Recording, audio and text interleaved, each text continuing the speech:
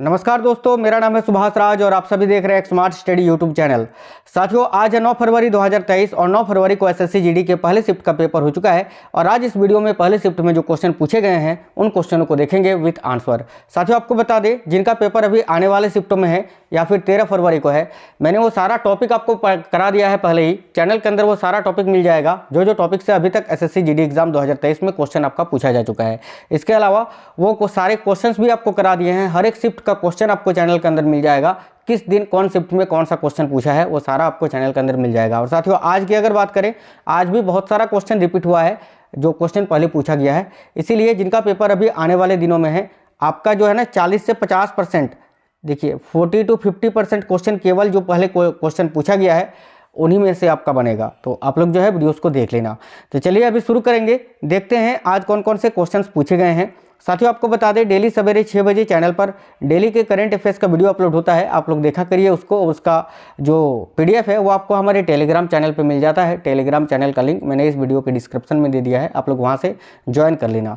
तो अभी देख लेते हैं आज कौन कौन से क्वेश्चन पूछे गए हैं। उससे पहले वीडियो को लाइक जरूर कर देना साथियों, और नए लोग जितने भी हैं चैनल को सब्सक्राइब कर दीजिएगा। अगर वीडियो पसंद आएगा तो अपने सभी दोस्तों के साथ जरूर शेयर करना। चलिए देखते हैं क्वेश्चन। जैसे कि एक क्वेश्चन आज पूछा गया है कि महाराष्ट्र के राज्यपाल वर्तमान में कौन है। तो साथियों, बात करें महाराष्ट्र के राज्यपाल के, तो वर्तमान में महाराष्ट्र के राज्यपाल है भगत सिंह कोश्यारी जी, जो 2019 से अब तक बने हुए हैं।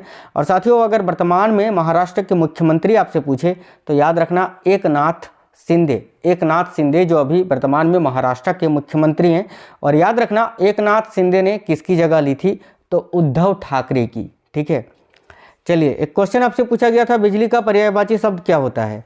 साथियों, बिजली का और किरण का पर्यायवाची शब्द पूछा था, शायद बिजली का या किरण का, दोनों में से एक, तो मैंने दोनों ही ऐड कर दिया है। देखो, तो अगर बिजली का पर्यायवाची शब्द आपसे पूछा था तो इनमें से सब जो है बिजली के पर्यायवाची शब्द होते हैं, जैसे कि तड़ित, दामिनी, चंचला, इंद्रव्रज, सौदामणि, क्षणिका, विजुरी, इलेक्ट्रिसिटी, क्षण प्रभा, घनप्रिया, पावर, विद्युत, अश्नि, संपा, कौंधा, गाज, कारका, एरावती, सया, धनवल्ली, वज्र, आकाशीय बिजली, इसके अलावा विद्युत धारा, वज्रपात, बिजली गिरना, वज्र गिरना, ये सभी जो है बिजली के पर्यायवाची शब्द होते हैं। इनमें से कोई भी आपका ऑप्शन में रह सकता है, वो आपका राइट आंसर आएगा।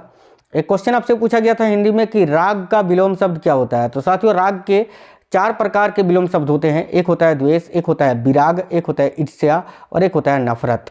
तो इनमें से जो भी आपका ऑप्शन में था वो आपका राइट आंसर हो जाता।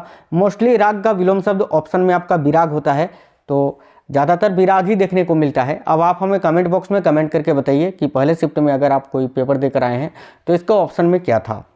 एक क्वेश्चन आपसे पूछा गया था, भगवान विष्णु जी का संबंध इनमें से कौन से नृत्य से है। और साथियों, भगवान विष्णु जी का एक रूप है मोहिनी रूप। ठीक है, तो मोहिनी से आप इसको आंसर कर सकते थे मोहिनी अट्टम। तो मोहिनी अट्टम आपका बिल्कुल 100% करेक्ट आंसर हो जाता। मोहिनी अट्टम जो है साथियों ये केरल राज्य का शास्त्रीय नृत्य है, याद रखना। एक क्वेश्चन आपसे पूछा गया था, होली पर्व किस महीने में मनाया जाता है। तो साथियों, अगर आपसे हिंदू कैलेंडर के अनुसार पूछा था तो आपका फागुन माह हो जाता। देखिए, फागुन माह की पूर्णिमा तिथि को जो है होली पर्व मनाया जाता है। और अगर आपसे ऐसे मार्च, अप्रैल, जनवरी, फरवरी में पूछा था तो आपका मार्च महीने में जो है होली का पर्व मनाया जाता है। एक क्वेश्चन आपसे पूछा था, किरण का पर्यायवाची शब्द क्या होता है। तो देखिए, किरण के प्रमुख पर्यायवाची शब्द होते हैं मयूख, अंशु, रश्मि, मरीचि, प्रभा, गो। अब इनमें से जो भी आपका ऑप्शन में रहा होगा वो आपका राइट आंसर हो जाता।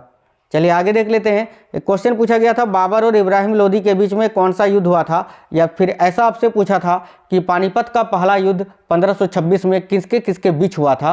तो याद रखना, अगर आपसे ये पूछा था किसके किसके बीच हुआ था तो बाबर और इब्राहिम लोदी आपका राइट आंसर हो जाता। और अगर आपसे ये पूछा था कि बाबर और इब्राहिम लोदी के बीच में कौन सा युद्ध हुआ था तो आपका राइट आंसर हो जाता पानीपत का प्रथम युद्ध, जो 1526 में हुआ था। साथ ही ये क्वेश्चन पहले भी पूछ चुका है और आज फिर से रिपीट हुआ है। आपको बता दें, बिजली का पर्यायवाची शब्द, महाराष्ट्र के राज्यपाल, ये सब पहले भी पूछ चुके हैं। होली पर्व ये सब पहले भी पूछ चुका है। एक चीज़ और आपको बता दें कि पानीपत का जो दूसरा युद्ध हुआ था वो 1556 में हुआ था साथियों, अकबर और हेमू के बीच में।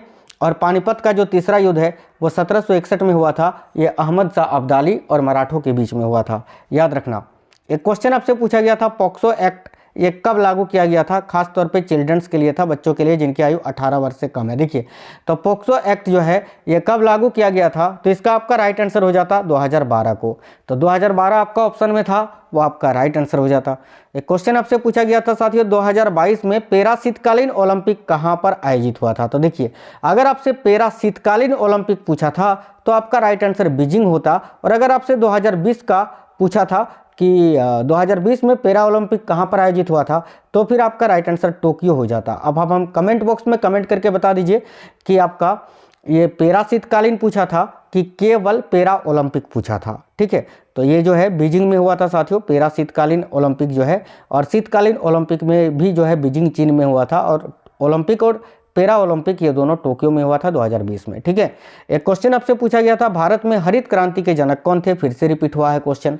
तो साथियों, भारत में हरित क्रांति के जनक MS स्वामीनाथन थे। इन्होंने 1960 के दशक में यानी 1966-67 में भारत में हरित क्रांति की शुरुआत की थी। अब तक यार हरित क्रांति से बहुत ज़्यादा क्वेश्चन पूछा जा चुका है, ये आप लोगों को भी पता है।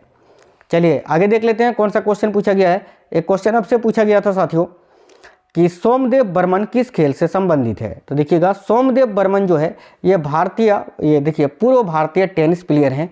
तो इस क्वेश्चन का आपका राइट आंसर हो जाता टेनिस खेल से। ठीक है, एक क्वेश्चन पूछा था, प्रोपीन का सामान्य सूत्र क्या होता है? तो देखिए, केमिस्ट्री का क्वेश्चन था, प्रोपीन का सामान्य सूत्र पूछा था, तो ये आपका C3H6 होता है।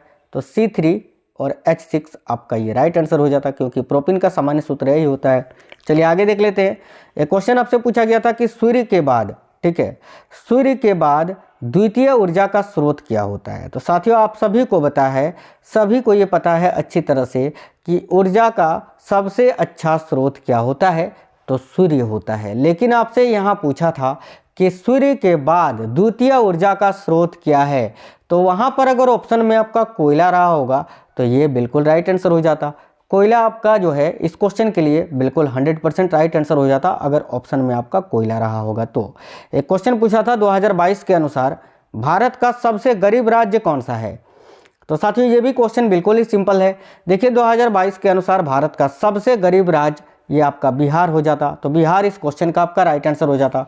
साथियों, आपको बता दें, SSC GD एग्जाम 2023 में जो क्वेश्चन अभी तक पूछा गया है, हर एक शिफ्ट का क्वेश्चन आपको चैनल के अंदर मिल जाएगा। इसके अलावा कौन कौन से टॉपिक पूछे गए हैं वो सारा topic Hindi, GK GS current का आपको मिल जाएगा। तो आप लोग देख के जाना, जिनका पेपर अभी आने वाले दिनों में है। और साथियों, आपको बता दें, चैनल के अंदर आप किसी भी गवर्नमेंट एग्जाम की तैयारी कर सकते हैं बिल्कुल निःशुल्क। अभी आने वाले जितनी भी एग्जाम है, सारे एग्जाम्स की तैयारी आपको बिल्कुल निःशुल्क कराई जाएगी। और बहुत ही इंपॉर्टेंट क्लासेस शुरू होने वाली है कल से। तो आप लोग जो है जो वीडियोस अपलोड होने वाली है, जो वीडियोस अपलोड होगी, आप लोग उन सारे वीडियोस को ज़रूर विजिट करना, ज़रूर देखना, क्योंकि केवल SSC GD के भरोसे ही आप नहीं रह सकते हो। ठीक है, उससे आगे भी आपको बढ़ना है। तो बिल्कुल जो वीडियोस अपलोड होंगी, जितनी भी क्लासेस चलेंगी, आप सभी को अटेंड करना है। तो साथियों, आज के पहले शिफ्ट में इतने ही क्वेश्चन मुझे मिल पाए थे, मैंने वो करा दिया। और रात को एक वीडियो आएगा जिसमें चारों शिफ्ट का क्वेश्चन आपको मिल जाएगा, तो जरूर देख लेना। अभी वीडियो को सभी साथी लाइक जरूर कर देना, शेयर करना, कमेंट बॉक्स में कमेंट करके बता दीजिएगा ये आपको क्लास आपको कैसा लगा है। तो चलिए मिलते हैं नेक्स्ट वीडियो में, तब तक स्वस्थ रहें। जय हिंद साथियों, वंदे मातरम।